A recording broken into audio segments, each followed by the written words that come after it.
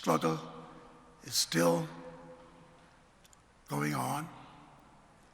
The cruelty of the enemy is as great as ever. His willingness to murder, to kill, to imprison, to deny us justice is as passionate as ever in his place. But that we, who are continuing to be the victims of this oppression,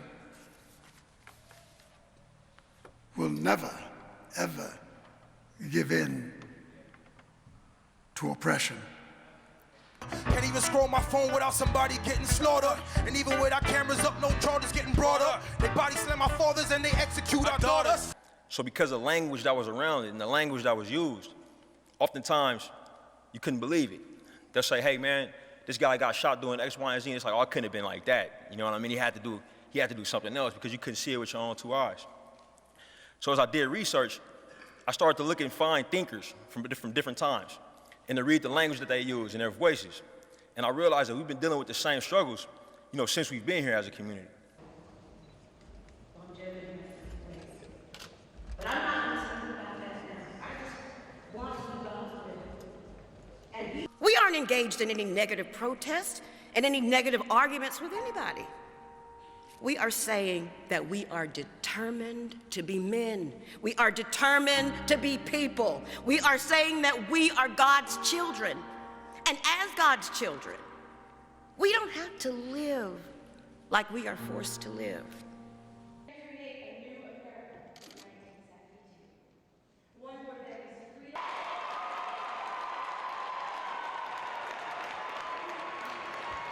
You were born where you were born and faced the future that you face because you were black, and for no other reason. The limits of your ambition were thus expected to be settled. You were born into a society which spelled out with brutal clarity and in as many ways as possible that you were a worthless human being.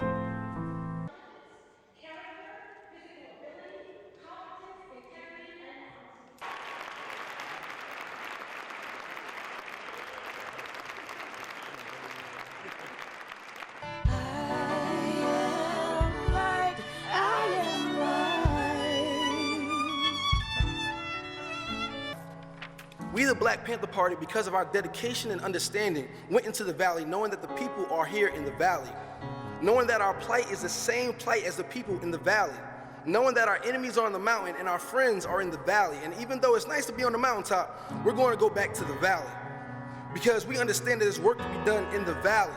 And when we get through with this work in the valley, we're going to go to that mountaintop. Of our sisters and brothers into the ugly depths of society. And I wanted to life. Martin Luther King told us what he saw when he went to the mountaintop. He told us that visions will begin to attack the very foundations of the prison system itself. And in doing that, the government views young black and brown people as actually or potentially the most rebellious elements of this society, and thus the jails and prisons of this society are overflowing with young people of color. Anyone who has seen the streets of ghettos and barrios can already understand how easily a sister or a brother can fall victim to the police there, who are always there in mass. Society, however, within the context of fighting for fundamental change. Jesus' brutality. And if Jesus was here in America today, he wouldn't be going to the white man. Despite religious, political, economic or educational or social differences, let us remember that we are not brutalized because we are Baptists. We are not brutalized because we are Methodists. We are not brutalized because we are Muslims. We are not brutalized because we are Catholics. We are brutalized because we are black people in America.